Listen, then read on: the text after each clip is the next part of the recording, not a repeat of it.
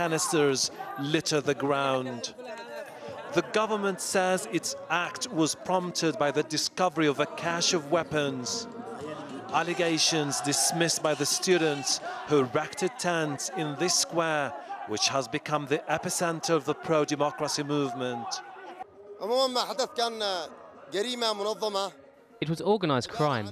Groups of security forces came from all directions and armed soldiers were positioned on the roofs of buildings. They started firing on us. It was followed by volleys of shots. It's a crime against humanity. Violence is spreading across the country. In the province of Dhamar, a President Saleh stronghold, loyalists are seen here attacking the protesters despite the presence of security forces. Government pledges to stop the violence fail to deter loyalists armed with weapons, batons and daggers, spreading fear across the country.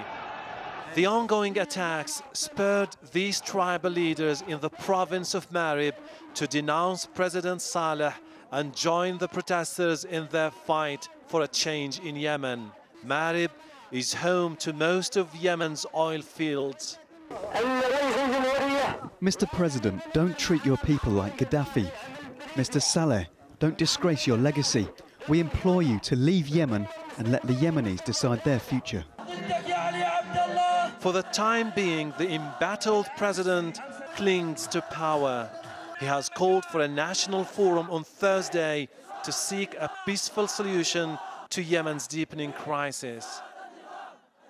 But the crisis isn't showing any signs of relenting. Parts of the country appear to be slipping beyond the control of the government, and the protesters reject calls for dialogue, with President Saleh still in power. Hashim, if the protesters have rejected any dialogue, I mean, where does the government now go? It is definitely heading towards a political crisis. The clerics of Yemen have just issued a statement saying that Ali Abdullah Saleh still clings to power. He has rejected one of the proposals by the opposition for him to step aside by the end of this year to allow for the constitution of a new interim government. The clerics have warned the government, the president and the opposition that unless an immediate dialogue starts now, it might just be too late for Yemen to wrap up the differences that are likely to drag the nation into one of the worst episodes of anarchy it has ever seen in modern times. Hashim, thanks for that update. Hashim Albra, keeping us up to date in Sana'a there. Kevin Corriveau is here to talk about the weather and particularly cold in Quebec. Quebec, actually, yeah, it's still, we went into spring, but we're still looking at those winter storms coming through. This was not just a winter storm, it was actually an ice storm. Take a look at some video that we got of this. Okay, we don't have the video. Well, let me tell you what exactly happened. Paint me a picture. We had over 23,000 people lose their power because the ice on the power lines, the trees coming down. It's one of the most hazardous phenomena when it comes to winter. Let me show you what we're going to have coming up in the next couple of days. Over the north of Beijing, as the visibility drops, you'll still see things with perfect clarity.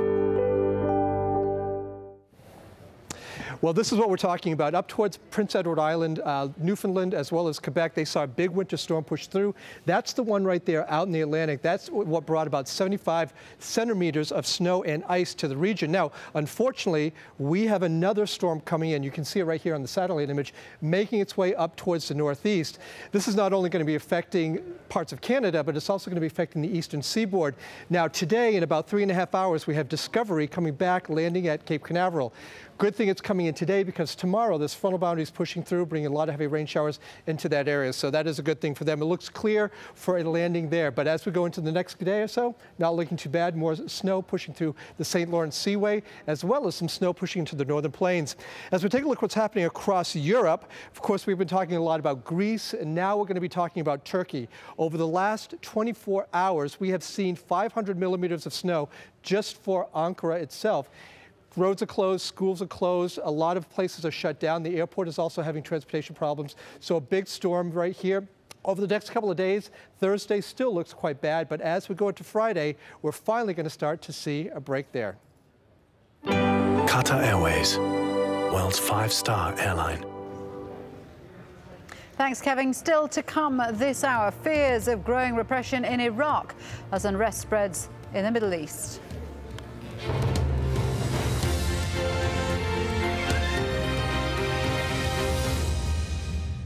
It's 36 to 38 degrees Celsius.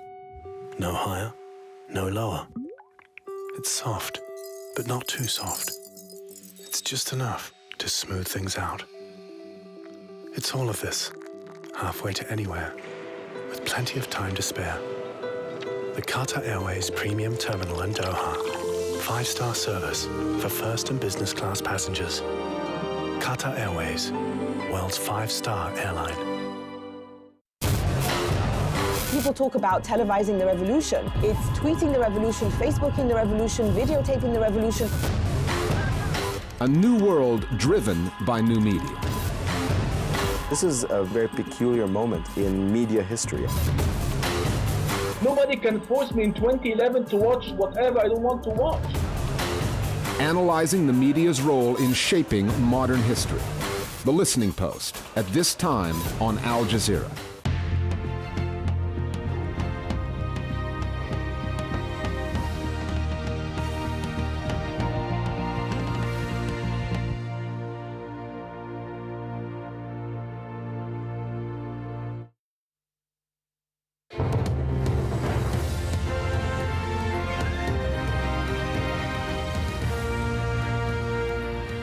Hello, welcome back. You're with Al Jazeera. Let's give you the latest developments from Libya now. We're hearing of fresh attacks in Ras Lanuf, the oil port, where rebels are trying to hold on to the city amid airstrikes by Gaddafi's forces. Now, that is the key oil terminal. It's strategically important. All the city's residents have fled, leaving just the rebel fighters behind. Also, forces loyal to Gaddafi are reportedly closing in on the western town of AlJazeera. Now, that's just 50 kilometres west of Tripoli. Witnesses say tanks are everywhere. There are concerns that the nearby oil refinery there may be caught up in the conflict too. Meanwhile, Libyan leader Muammar Gaddafi has made a second televised appearance in less than 24 hours, accusing Western nations of trying to control Libyan oil and wealth. We've received reports that 3 of Gaddafi's private planes have taken off from Tripoli, and one of them has landed in Egypt. OK, let's go to the phone lines now. We can speak to Khalid, who's a member of the opposition forces, and he's just on the outskirts of Ras Lanuf. Khalid, thank you for joining us. We're being told that there is an ongoing battle on the outskirts of Ras Lanuf between Gaddafi forces and protesters. Can you tell us what's happening? Yes, actually, it's from early morning. The battle started between Gaddafi troops and the revolutionaries, and they're using Gaddafi's troops are using very heavy weapons and missiles. They try to take Ras Lanuf as quick as possible before the no-fly zone takes place. And but 1 hour ago we started